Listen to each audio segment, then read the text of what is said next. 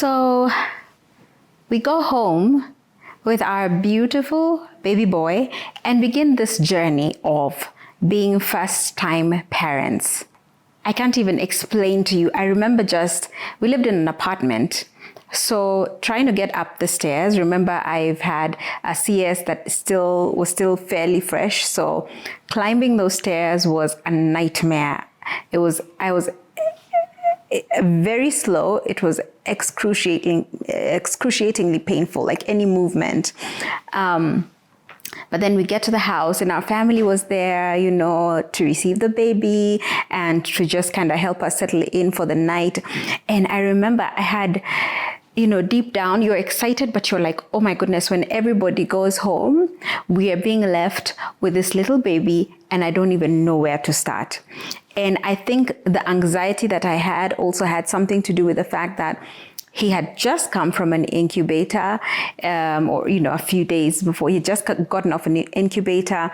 We were still feeding him, mostly cup feeding. And I wasn't sure if I would be able to do it right without the nurses helping, because when you're at the hospital, the nurses are helping. There's so many people helping you to navigate different things, but suddenly you're on your own. And then, for some reason, my husband and I had thought having a nanny is overrated. Surely we can handle a small human being. So I remember some friends even asking when I was at the hospital, do you guys have a nanny? And my husband quickly said, oh no, we'll be fine. We can do it. And we've laughed about this so many times later with that particular friend, because she was like, you guys, I was like, you people don't know what you're talking about, because we underestimate what it takes to handle a baby. Yes, they are very small, but they're small and they're fragile and they're the biggest responsibility. They require a lot of care. So everybody has, visited and now it's time for them to leave. So they left and my husband and I were left with our son, Nathaniel. And I thought, okay, we sort of have a routine. I've had a couple of days at the hospital. I know what we need to do and settle in to bed. Now, when I was at the hospital, that last week when I was at the hospital, I remember telling the nurses from time to time, I would tell them, I'm not feeling well. My body doesn't feel right. I had a migraine for days on end. The other thing I remember was I would go to sleep, whether it was in the daytime, if I've fallen asleep, or at night, I would sleep. And when I wake up, my bed sheets would be soaked wet. Like I would sweat so much. And I kept asking, is this normal? I feel like something is wrong. So I couldn't get over it. I couldn't understand why I'm sweating so much, why my head won't stop hurting. When, they'd give me paracetamols and my head would just keep pounding and it's pounding. And on top of all that, you're still being expected to express. Remember, I couldn't breastfeed because he was a preemie. So there was it felt like there was so much that was expected of me. But every time that I asked about this, about how I was feeling, I would be told, you're a first-time mom, it's normal, it's just your hormones, they're going to reset themselves, you'll be fine. And I really kept thinking, oh my goodness, if this is what motherhood is, and this, I don't know if I can do this. Like, it just felt like it was really, really hard. The starting point of it was just very, very hard. So we've gone home. And I'm still feeling everything that I was feeling at the hospital, if not a little more. My head is literally like, if you've had a migraine, you know how your vision gets blurry. And so I was trying to work through this. And of course, because of pain relievers that you're taking because of the C-section, it would sort of go down and come up. But I couldn't recall having a moment where my head was not pounding. So we've now settled in for the night, and baby has gone down sort of a little bit, but I remember how he would make the slightest sound in his crib and would be like, would get up, you're not quite falling asleep. Any little sound that you hear from the baby, you're like, is he okay? And then eventually I think we were like, okay, we can't keep doing this, so let's put him in the bed so that we can just, stare at look at him and just make sure that he's fine, because we just didn't want to take any chances having had the journey that we had had. That night, I think my body went into complete shutdown mode, and I have never felt. Have you ever felt pain in every part of your body? You can't even explain which part is hurting more than the other. And then at the same time, I am so cold. I got so cold. I was shaking so much, but I am feeling cold, but my body is sweating profusely. I'm sweating like water is dripping down. And my baby, baby woke up, baby is crying.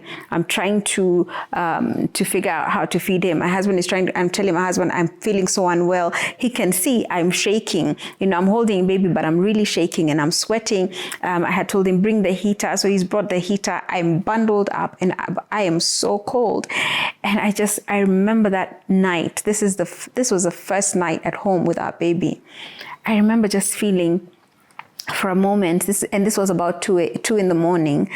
I remember thinking, God, did you bring me this far? Did you give me this blessing that I have waited for so long? And then, is it possible that my life ends here? Because that's what it felt like.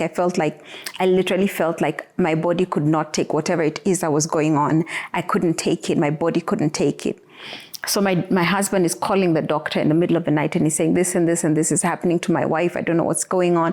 And she gave a few suggestions, and we tried to push the hours to see if we could make it through to the morning. And I kept thinking, if I go, who is going to take care of my baby, And of course, I know my husband is there, but I felt as a mom that I would want to be the one to be there to take care of my son.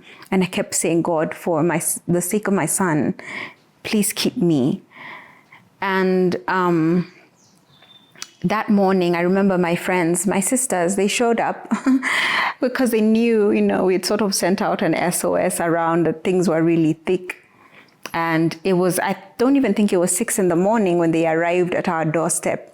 And they came in, they're like, we're here to help. And they, one of them took the baby and she was just rocking him and he really calmed down. My other sisters were trying to figure out what we need to do. They're also trying to figure out, these guys need a nanny. And then, of course, I was taken to the hospital. When I went to the hospital, they found that I had actually quite a serious infection. It was a UTI that was quite severe. And so we remembered that before we'd gone in for the CS, for the emergency CS, I was being treated for a UTI. But then because of everything that happened, taking care of me took a backseat. So everyone forgot that I was on antibiotics and all of that. And we started just focusing on taking care of this baby and neglected that I had an issue, and this issue just continued to grow and grow. So I was started off on treatment, and it required IV. So obviously I couldn't administer it for myself at home. I had to go into the hospital. So we found a hospital, one of the branches of the hospital that was close to our home. So I would go there every day to get that IV done. I really, I dreaded the drive because the pain, with the wound, when there's a pothole, I just hated it, going down the stairs, but I had to do it. So we did day 1, we did the IV, and I think it was either on day 2 or day 3 that I remember going in, and then the nurse told me, okay, Kambua, I want you to settle in, lie down so that we can start putting the dawa. And I said, can I not lie down? I'd rather sit, because when I lie down, I feel like I'm not breathing. So she was like, when did you start feeling like that? And I said, well, since yesterday, when I lie down, I feel like I'm suffocating. And that was the truth. So then even the night before, I never slept lying down. I literally propped pillows and slept seated upright almost, because I would feel like the air is completely going out, like I'm about to pass out. So that nurse, and I thank God for her so much, because she was like, give me a minute. So she went and consulted a doctor there, and the doctor came in and said, Kambua, can you tell me what it is you told the nurse? And I said, when I lie down, I feel like I'm suffocating. And she asked me a bunch of questions, and she said, can I see her vitals? Because they had checked my blood pressure and all of my heart rate. So she asked to see my readings, and she said, okay, I want to repeat these tests, but I want to do it manually, she was feeling the pulse like manually with her hand. And she did that, and she was like, this doesn't seem right. So, I could tell that there was a reason for alarm, although she stayed very calm, and they brought the blood pressure machine again, and she was just like, I now realize that we're getting into sort of an emergency mode. But, in my head, I'm like, how serious can it be? I mean, I have a little baby in the house who needs me. So whatever it is, I'm sure we can fix it. And I go back to the house. So she basically said, she said, Kambua, your heart rate is like over the roof. Your blood pressure is over the roof. Basically, everything was going haywire in my body. And she said, we need to get you to the hospital, like to the main hospital right now. So I said, okay, let me go home and see my baby, and and then we can go later, do this and that and go later. And she's like, no, I don't think you understand. It's either you allow me to call an ambulance for you right now, or because one of my sisters had brought me for that appointment, says, or your sister here takes you straight to the hospital, but it has to be right now. I've actually called ahead for your admission. So, again, my head just went into this whole spin, and I'm like, what is going on? So we did get to the hospital. I called my husband. We told him what was going on, and they met us halfway. And so we went, and my brother-in-law. And you get to the hospital, and they start all these. Immediately I'm getting admitted, and tests are being done, and I'm just confused and very overwhelmed. And I remember one of the doctors coming to me and saying, Kambua, we're going to put you on a certain kind of medication. And because of this medication, you're not able to, your son cannot take your breast milk. So you're going to be having to pump and dump. And I thought, you have got to be kidding me, because it took me so long to get to that place where my supply was actually really good. This was now, a few weeks in, my supply was getting really good from that initial struggle where I was, did I talk about this in the previous, when I was sharing my story, that I had such a hard time trying to get the breast milk to come. And I went through getting engorged, and it was just very difficult. So I'm at a place now where the milk is flowing, I'm pumping, I'm storing it in bags in the freezer, and now you're telling me I'm going to have to pump and dump it. That was a hard one. It was a really hard one. So, and we started, that even before I had been admitted, we brought my breast pump. So I was pumping, and I would just see, bottles and bottles of milk being poured out, because it was not good for my baby to consume. So during that time, my baby had to be, we had to switch to formula. Fully switch to formula. And this is a thing, many times we have little or no grace for one another, because we imagine, when I was telling you about a CS and versus a vaginal birth, someone actually corrected me on this, that to say that it's a CS versus a vaginal birth, not CS versus a normal birth, because they're all normal births. But we shame each other. When you see someone having a CS, whether it's elective or emergency or whatever, we say that they've had the easier way out. There's nothing easy about having a C-section. A C-section is a major surgery, and healing from a C-section is difficult. I will tell you that having had 3 C-sections almost back to back, my body has never been the same, and so when I come back even to the conversation about formula and breastfeeding, we shame one another over those things. You don't know if that mother who's doing formula, you don't know if she's able to breastfeed or not. It could be because of medical reasons. It could be that her body has just refused to do what it's supposed to do. It could be that the supply is very, very low.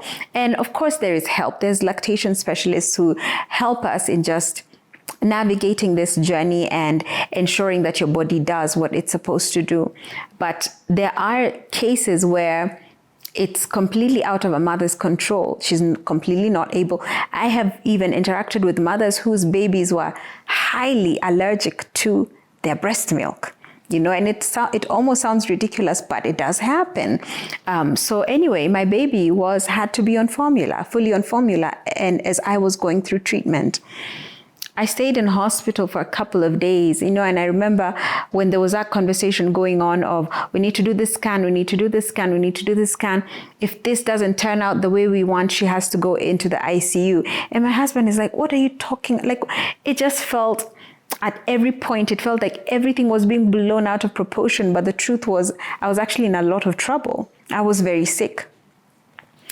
And, it makes me think of because we celebrate the coming home. I celebrated the fact that I came home with a child because I know that I cannot take it for granted, leaving that hospital, going in pregnant and coming out with a child. And later on in my journey, I did experience going into hospital and coming out without a child. So I don't take it for granted. But we sometimes take for granted the fact that mothers walk into hospitals and come out alive, because I felt like I came so close to the brink of something that could have potentially changed my life. A few years ago, we lost a friend of ours she had a baby and she got into a crisis after childbirth, and watching the struggle that she had over the years, because she was completely paralyzed, completely unable to do anything for herself, it made me realize that it's not a guarantee for mothers to come out alive or to come out well when they go into hospitals. So as we celebrate the babies, can we also celebrate the mothers and the work that they do in carrying those children and in fighting through the things that they fight through? I'm so grateful to God that my story turned out different, that I was able to overcome that time. And, God saw it fit that I would come home and be able to take care of Nathaniel. But it really did get me thinking a lot about maternal health, what it means, how we easily, and understandably so, how we focus on, is the baby okay? Is the baby well? When people come to see you, they come to see the baby. How is the baby doing? Is the baby good? And not often do they ask, how are you doing? We don't often ask the mother how she's doing, how she's coping. Do you need help? Are you feeling well? Are you eating well? Are you sleeping well? Do we ask those questions? When we had, a few weeks ago here on Being Kambua, we had a lady called Dorcas talking about her period of postpartum depression. There are women who go through postpartum depression that is so severe that they never come out of it. We lose them through that. Who is holding space for mothers? Who is asking them, what's going on with you? Who's listening to the mothers in the hospitals? The fact that I kept saying something is wrong, because you know your body best. You know when something is not right. That I kept saying, I don't feel right, I don't feel good, and kept being dismissed as, you're a first-time mom, this is normal, it's not a big deal. But it was a big deal. When somebody says, I am not feeling well, it's enough reason for you to pause and actually investigate and see what is going on with them. Because I'm 100% sure that whole crisis, could have been averted had somebody paid attention when I was saying that something was wrong. I'm so grateful that in taking care of Nathaniel, I had community, a village of sisters. I had moms who were present, because it was not easy. It was not easy mentally. Motherhood is so beautiful, but motherhood is also really tough. It can really challenge you and stretch you in so many ways. The fourth trimester, this postpartum season, it's difficult, it's intense. You're sleep deprived, you're hungry a lot of the times because you're breastfeeding, but at the same time you're like, I need to lose weight, and they say the more you breastfeed, it helps your body to lose weight, and I believe there's truth to that. But it's a tough place. You're very sensitive, you're highly sensitive to the words of people. I remember this one time, and I say this on a very light note, I had a wonderful, wonderful nanny during that time.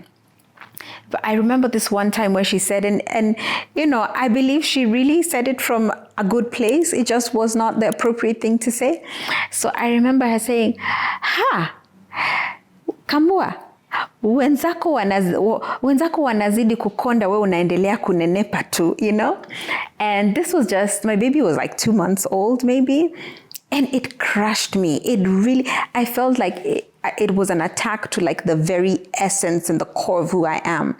Because when you've just had a baby, you don't feel like yourself. You look at yourself in the mirror, you don't recognize yourself. You've changed in so many ways, And I know, social media gives us this very glamorized version or image representation of what motherhood and postpartum looks like. The reality is it doesn't always look or feel that beautiful. You will have moments where you look at yourself and you don't recognize yourself. I remember wondering, how is it that this baby is out of my tummy, but my tummy still looks as big, I couldn't understand that. Like, you almost imagine that it's like when you put pressure in a balloon or something, and now the air is out, it should go back to normal, right? But it doesn't. The human body has to take its time to get back to what it was, and maybe never quite go back.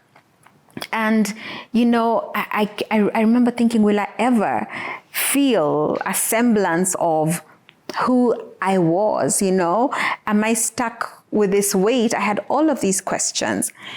And, I remember I'm grateful for my doctor because she said, Kambua, whenever you feel ready, as soon as you can, I want you to start moving. I want you to start getting your body moving. It will help you heal.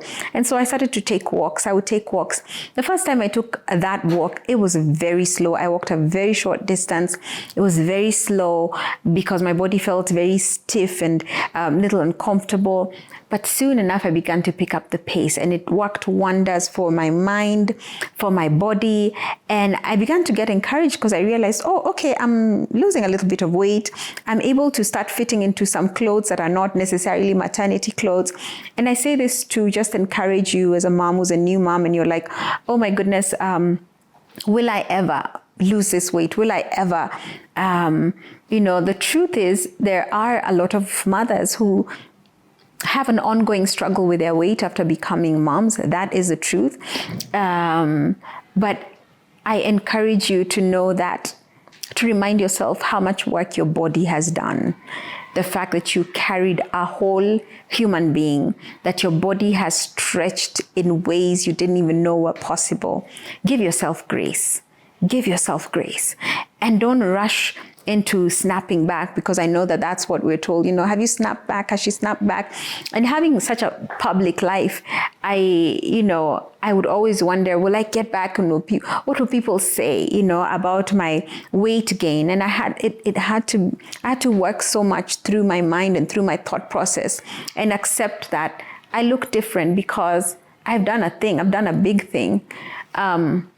And maybe later I will refer to this conversation because it was then a different ball game after I had Malachi and lost him.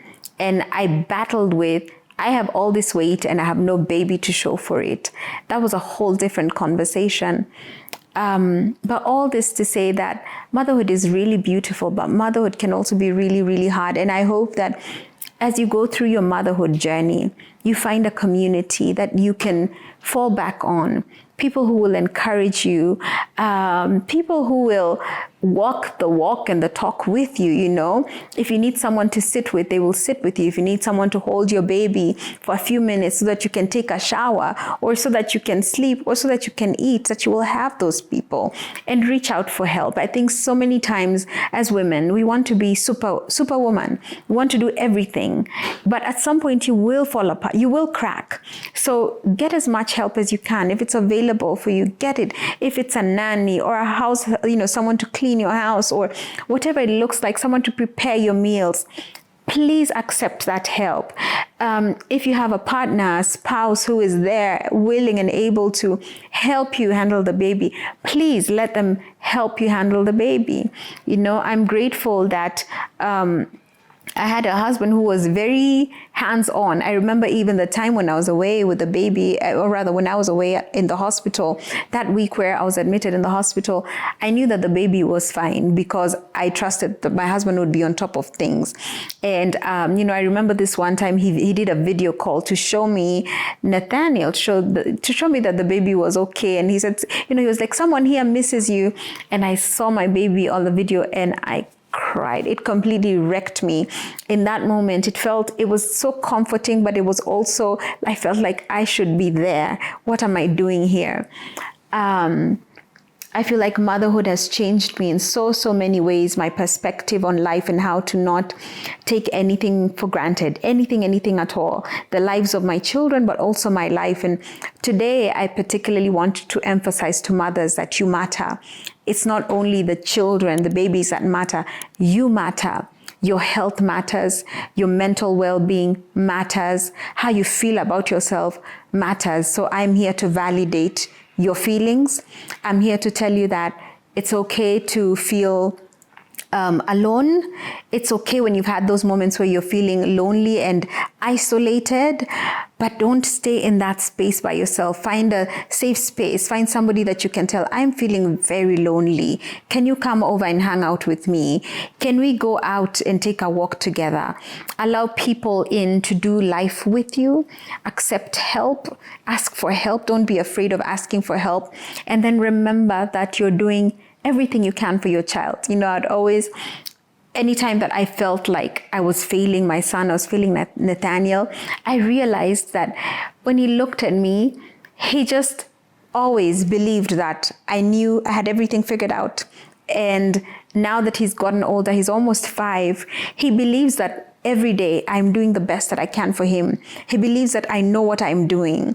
And for me, that's an assurance that even if it falls short in somebody else's eyes, to my child, that I am there and doing everything I can every day matters.